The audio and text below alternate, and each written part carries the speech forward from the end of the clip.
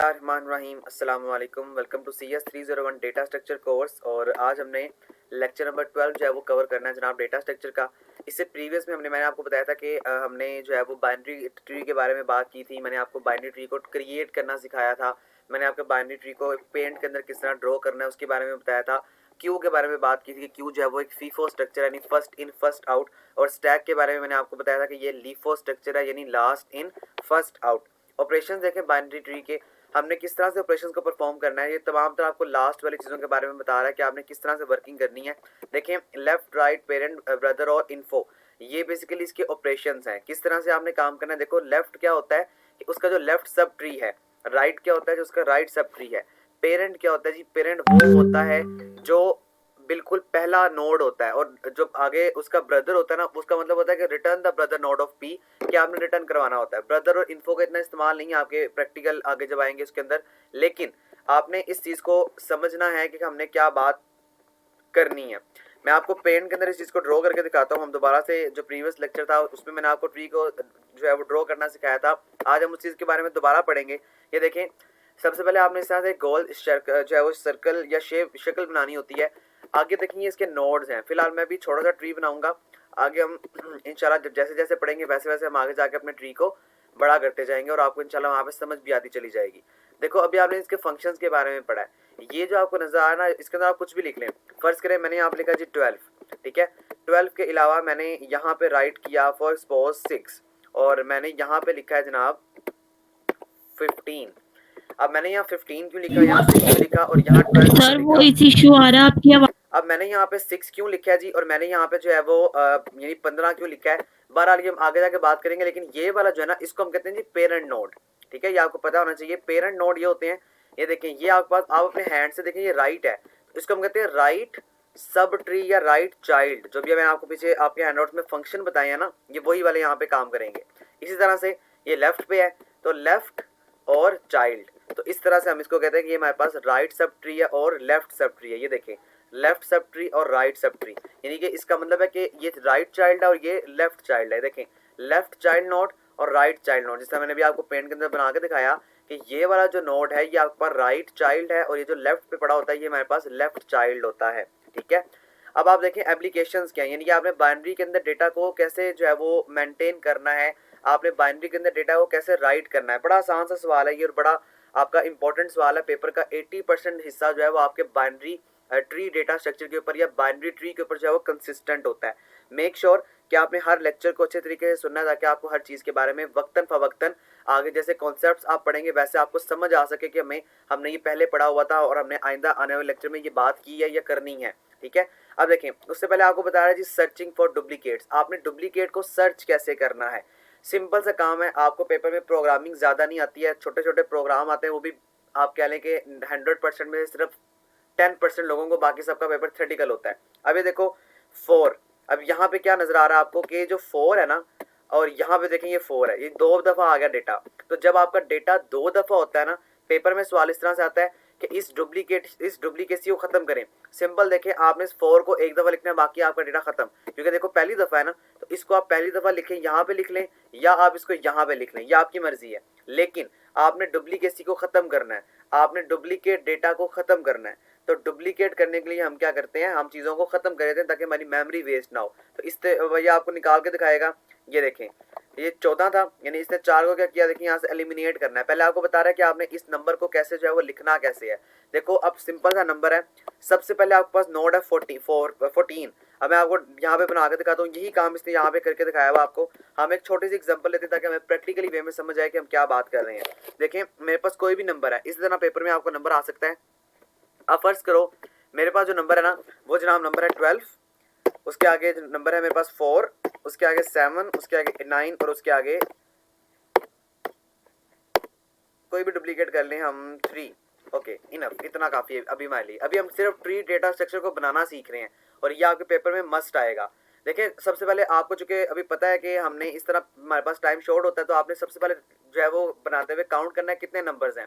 अब आप नंबर्स को काउंट करें, 1 2 3 4 और 5 नंबर है। इसका मतलब है कि 5 हमारे पास सर्कल्स आएंगे। सिंपल आप यहाँ पे 1 2 3 4 और 5। अब देखिए आपने 5 किस तरह से बनाने हैं मैं आपको भी बताता हूँ। अब आप इसको मैच करें। देखें ये इस तरह से, क्योंकि हम बात कर रहे हैं बाइनरी ट्री के बारे में, और बाइनरी का मतलब होता है कि हर पेरेंट के आगे दो नोड है। अब देखो ये इस तरह ही हो सकता है। अब हम अगर एक नोड यानी एक चाइल्ड अगर हम इसको दे दें तो ये हमारे पास ना ये वाला सही रहेगा ना ये वाला होगा, क्योंकि ये बाइनरी ट्री नहीं होगा। बाइनरी का मतलब होता है कि हर पेरेंट के, अभी हम स्ट्रिक्टली बाइनरी ट्री की बात नहीं कर रहे जो मैंने आपको प्रीवियस लेक्चर में बताया था, अभी हम खाली बाइनरी ट्री की बात कर रहे हैं कि भाई जो भी पेरेंट है ना उसके दो बच्चे होंगे, उसके दो चाइल्ड्स होंगे, उसके दो आगे फर्दर उसने जो है वो आगे इनहेरिटेंस का कॉन्सेप्ट इस्तेमाल किया होगा कि उसने आगे फर्दर जो है वो दो चाइल्ड आगे होंगे, लेकिन वो खाली नहीं हो सकता। लेकिन यहाँ पे एक नहीं होगा। अगर मैं यहाँ पे एक बना दूं ना तो ये आपके पास बाइनरी ट्री नहीं है, क्योंकि यहाँ पे इसका दूसरा चाइल्ड तो है ही नहीं। तो इसका मतलब है कि आपने बाइनरी ट्री की खिलाफ वर्जी की है, आपने गलत कॉन्सेप्ट को इस्तेमाल किया हुआ है, इसीलिए हम यहाँ पे इसको नहीं बनाते। क्योंकि नंबर 5 है तो हमने इसलिए इस तरह से शेप दे दी। यहाँ पे देखिए सबसे पहले नंबर 12 है, आप यहाँ पे लिखेंगे 12, उसके आगे नंबर देखिए 4 है। तो अब 4 कहाँ पे आएगा, यहाँ पे थोड़ा सा कॉन्सेप्ट आपका समझने वाला है। अगर पेरेंट, देखिए इसको मैंने आपको भी बताया ये पेरेंट नोड है, अगर आपकी वैल्यू पेरेंट नोड से छोटी होगी तो कहाँ आएगी, वो लेफ्ट वाली साइड पे, और अगर वैल्यू बड़ी होगी तो वो कहाँ आएगी, राइट वाली साइड पे। ये कॉन्सेप्ट बहुत इंपॉर्टेंट आपका, आई रिपीटेड, अगर आपकी वैल्यू आपके पेरेंट नोड से छोटी है तो वो लेफ्ट वाली साइड पे आएगी, और अगर वैल्यू बड़ी है तो वो राइट वाली साइड पे आएगी। अब देखें 4 और 7 दोनों छोटी हैं, लेकिन अब आप इसका जरा कंपैरिजन करें तो कंपैरिजन में आपको ये चीज़ वाज़ेह तौर पे समझ आ जाएगी कि ये कंपैरिजन में 4 जो है ये छोटा है और 7 जो है बड़ा है। तो इस 4 ने कहाँ आना है, इस 4 ने लेफ्ट वाली साइड पे आना है, तो 4 आपने यहाँ पे राइट कर लिया, उसके आगे 7 आपने यहाँ पे राइट कर लिया। अच्छा 7 को राइट करने के बाद आगे बच गया आपके पास 9 और 3। अब आप देखिए 4 क्या है, यानी कि अब आपने ये चेकआउट करना है कि ये जो 4 है इससे 9 बड़ा है, तो बड़ा है तो ये कहाँ आएगा, राइट वाली साइड पे। तो देखिए आपने यहाँ पे राइट वाली साइड पे इसको लिख दिया। इस तरह जो 3 है ये कहाँ पे आएगा, चूंकि छोटा है तो ये लेफ्ट वाली साइड पे आएगा। ये आपने एक बाइनरी ट्री क्रिएट कर लिया। ठीक है, अब आप यहाँ पे, आपको मैं उम्मीद करता हूँ समझ लग रही होगी कि आपने इस तरह से वैल्यू को, इस तरह से बाइनरी ट्री के अंदर किसी भी वैल्यूज को जो है वो रिजर्व करना है, आपने उसको यूटिलाइज करना है। ये कॉन्सेप्ट आपके हैंडआउट्स में आपको बताया गया कि सबसे पहले 14, तो देखिए 14 आपने राइट किया, आगे 15 और 4 है, लेकिन अब आपने कंपैरिजन करना है। अब कंपैरिजन किस चीज़ का करना है कि 15 जो है देखिए 14 से बड़ा होता है तो ये राइट वाली साइड पे आएगा। ये आपको करके भी दिखाएगा कि ना कि यहाँ पे ये देखिए 14 से राइट वाली साइड पे क्या आ गया, 15 आ गया। क्यों आया, क्योंकि ये पेरेंट वैल्यू से बड़ा है। पेरेंट कौन है, पेरेंट जो सबसे पहला ये पेरेंट है। अब पेरेंट से आगे एक उसका फर्दर सब चाइल्ड है वो 15 है। अब 15 के आगे देखिए 4 है, अब 4 ने इसके लेफ्ट वाली साइड पे आना है। अब लेफ्ट वाली साइड पे क्यों आएगा, क्योंकि 4 जो है वो 14 से छोटा है, तो वो लेफ्ट वाली साइड पे। अगर आप फर्ज कीजिए कि हमारे पास 15 के बाद यहाँ पे आगे 17 होता, तो 17 ने यहाँ पे आ जाना था और 15 ने यहाँ पे आ जाना था। लेकिन आपकी अरेंजमेंट इस तरह चलेगी जिस तरह मैंने आपको बताई है कि पहले ये है, यानी कि आप ऐसे नहीं कर सकते कि 2 में आप वैल्यू पुट करेंगे पहले। ठीक है, आप ये नहीं करेंगे कि आप ये इसको पुट ही ना करें और आप यहाँ से दोबारा कर लें और फिर यहाँ से आप दोबारा कर लें, तो ये आपका ट्री गलत है। आपने पहले पेरेंट नोड आगे उसके 2 चाइल्ड्स को कंप्लीट करना है, क्योंकि ये बाइनरी ट्री है। बाइनरी का मतलब कि 2 पेरेंट्स का होना जरूरी है, 2 चाइल्ड का होना जरूरी है, पेरेंट एक ही होता है। ठीक है, तो ये आपका सेकंड नोड आपने जो है ऐड कर लिया। आगे आप चेक करें तो ये देखिए 15 के बाद आपने 4 को देखना है, तो 4 आपने क्या करना है, आपने इसके लेफ्ट वाली साइड पे, देख रहे हैं लेफ्ट वाली साइड पे आपने 4 को ऐड कर लिया। आगे आप करें तो आगे 9 और 7 है। अब आपकी मर्जी है, यानी कि मर्जी से मुराद के अब आप इसके चाइल्ड बनाएंगे 4 के और 15 के। अब आप देखो, अब आप 4 को बनाएंगे तो आपके पास 9 है, 9 इसके दोबारा राइट वाली साइड पे आएगा। अब राइट वाली साइड पे क्यों आएगा, क्योंकि 9 बड़ा है 4 से। अगर 9 छोटा होता तो उसने लेफ्ट वाली साइड पे चले जाना था, लेकिन ये बड़ा है तो ये राइट वाली साइड पे आ जाएगा। आगे 7, तो 7 देखें ये क्या है, ये भी बड़ा है, लेकिन ये 9 के मुकाबले में अगर आप चेकआउट करेंगे तो 9 के मुकाबले में ये छोटा होगा। ठीक है, तो यहाँ पे देखें, अब इसको एक बाइनरी ट्री को टोटली तौर पे कन्वे करके बता रहा है। मैं आपको यहाँ से थोड़ा सा कॉन्सेप्ट आपका क्लियर कर दूंगा कि थोड़ा सा लॉजिकल कॉन्सेप्ट अब आपने यहाँ से समझना है। देखिए फर्ज कीजिए ये नंबर आपके पास है, यहाँ तक तो मैं उम्मीद करता हूँ आपको समझ आ चुकी होगी। 14, 15 और 4 ये वाला तो हमने लेवल पूरा कर लिया। अब आप देखो 9 के आगे क्या था, 7 था। अब 4 से 7 बड़ा है, लेकिन वो उसके लेफ्ट वाली साइड पे नहीं गया, जो कि 9 से छोटा है तो वो 9 के लेफ्ट वाली साइड पे चला गया। आगे देखिए 18, 18 आप चेक करें तो ये 9 से बड़ा यहाँ पे आ जाएगा, लेकिन आपने देखना है कि इसके जो करीब नंबर है उसके पास भी है। अब इसका करीब था नंबर 15 था, तो 15 से आपने इसको राइट वाली साइड पे ऐड कर दिया।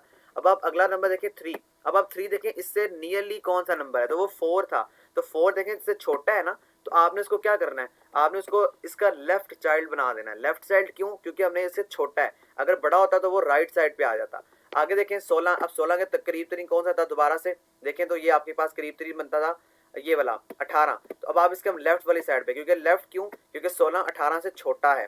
तो इस तरह से आपने बेसिकली वर्किंग करनी, करते करते आपके पास एक फाइनलाइज ग्राफ बन जाएगा, वो ये वाला होगा। लेकिन आगे जाके हम इसको सॉर्ट आउट करेंगे, हम आगे जाके इसकी सॉर्टिंग करेंगे, तो वहां पे जाके अभी सिर्फ आपको ये बता रहा है कि वहां पे जाके हम इस चीज को फर्दर डिटेल से देखेंगे। अभी आपको ये बता रहा है कि आपने नोड्स को बाइनरी ट्री के अंदर कैसे ऐड करना है। ये इसका कोड है जी। आपने हेडर फाइल को इंक्लूड किया, मैं इसको मिटा भी देता हूँ ताकि आपको अच्छी तरह समझ आ सके। देखिए आपने क्या किया, आपने हेडर फाइल को इंक्लूड किया stdlib यानी स्टैंडर्ड लाइब्रेरी डॉट एच। आपने क्लास नाली टेम्पलेट्स नामी, आप CS304 पढ़ते होंगे, मैं उम्मीद करता हूँ आपने वहाँ पे सारे कॉन्सेप्ट क्लियर किए होंगे। क्लास नाली आपने ट्री नोड की। अब ट्री नोड बनाने के बाद क्लास के दो पार्ट है, पब्लिक और प्राइवेट। पब्लिक पार्ट में आपने ट्री का डेटा रखा जी नल, यानी कि अगर वैल्यू नल है, यानी कि देखें इसका मतलब ये है कि यहाँ पे देखो अगर तो वैल्यू जिस तरह देखें यहाँ पे ये खाली होगी तो नोड यहाँ पे जाएगा ना। अगर यहाँ पे 15 पड़ा हो और आपके यहाँ पे 16 लिख दो, यानी कि एक मिसाल है, या मैं आपसे कहता हूँ आपके यहाँ पे जो है वो 14 लिख दो, ये 14 वैल्यू है, यहाँ पे आपने 15 रखा हुआ है, तो ये ऑलरेडी इसमें नोड में वैल्यू फील्ड है। लेकिन आपके यहाँ पे 16 आ जाए तो देखें दो वैल्यूज तो नहीं आ सकती। तो आपको जानना जरूरी है कि अगला नोड जिसमें वैल्यू को सेव करने जा रहे हैं क्या वो खाली है भी कि नहीं। तो वो कह रहा है कि अगर वो नल है तो क्या करो, राइट वाली साइड पे वैल्यू को ऐड कर दो। यही काम आपने लेफ्ट जो है वो लेफ्ट वाली साइड पे करना है।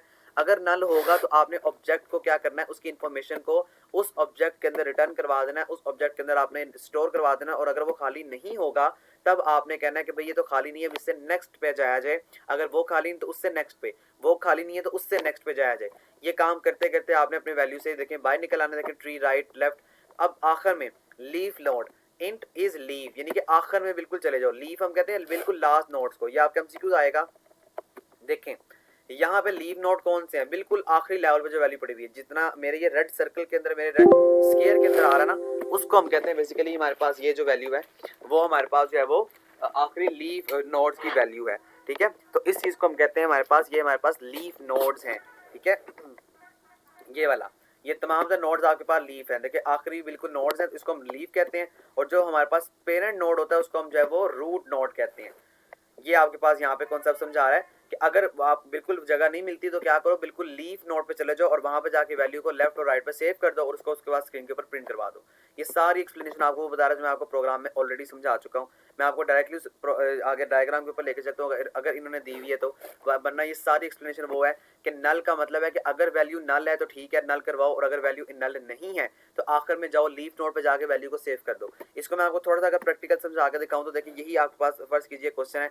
अब इसमें आपने करना क्या है, इसमें आपने ये करना है, देखिए मैं ये हर चीज को रेस कर देता हूँ। अब मैं आपसे कहता हूँ 12 में वैल्यू पड़ी हुई है, यानी कि आप हम यहाँ पे जो है वो 1 वैल्यू डाल देते हैं और यहाँ पे हम जो है वो 16 वैल्यू डाल देते हैं। अब देखिए 16 क्यों डाली, क्योंकि ये इससे बड़ी है तो ये राइट वाली साइड पे आएगी। 1 हमने लेफ्ट पे इसलिए लिखी क्योंकि लेफ्ट वाली साइड पे इसको छोड़ दें फिलहाल, अभी ये छोटी है इसलिए ये लेफ्ट वाली साइड पे आएगी।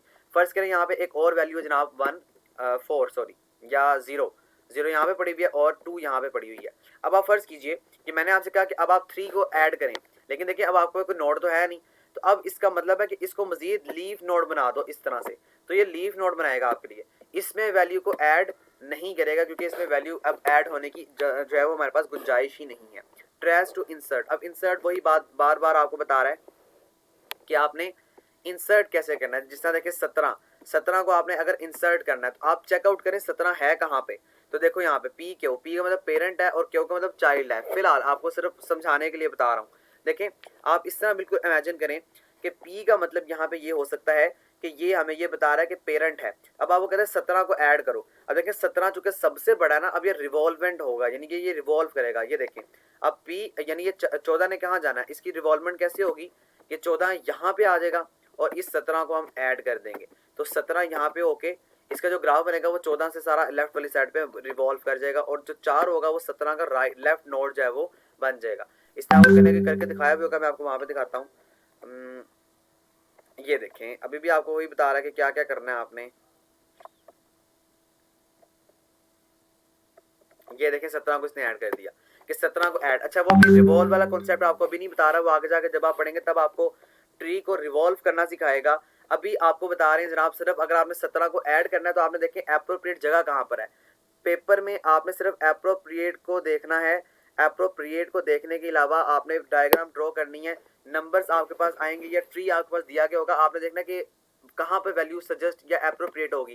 जिस तरह 16 था ना, आपने 17 ऐड करना था, तो देखें ये राइट वाली साइड पे आ गया, क्योंकि 16 से वैल्यू बड़ी है। अगर छोटी होती तो उसने यहाँ पे लेफ्ट वाली साइड पे आ जाना था। तो सिंपल आपने इसको ऐड कर दिया। जो मैंने आपको ये पेंट के अंदर ऐड करना सिखाया हुआ है ना, दिस वन, ये सारा कॉन्सेप्ट आपको ऐड करने के बारे में, ट्री नोड को ऐड करने के बारे में बता रहा है। ये आपका लेक्चर नंबर 12 था। मैं उम्मीद करता हूँ लेक्चर नंबर 12 आपका क्लियर हो चुका होगा। प्रैक्टिकली काम मैं आपको पेंट में ज्यादा करवा रहा हूँ, क्योंकि आपका सारा काम प्रैक्टिकली आएगा। मेक श्योर कि हर चीज को इस तरह अंडरस्टैंड कीजिए। Thank you, Allah Hafiz.